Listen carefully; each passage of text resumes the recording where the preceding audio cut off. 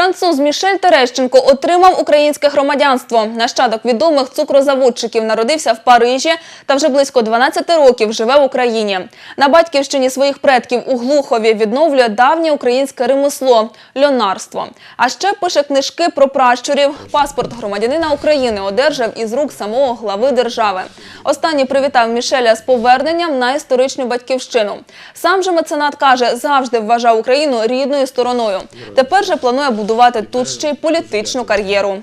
Очень хочу, конечно, участвовать в жизни города Глухова.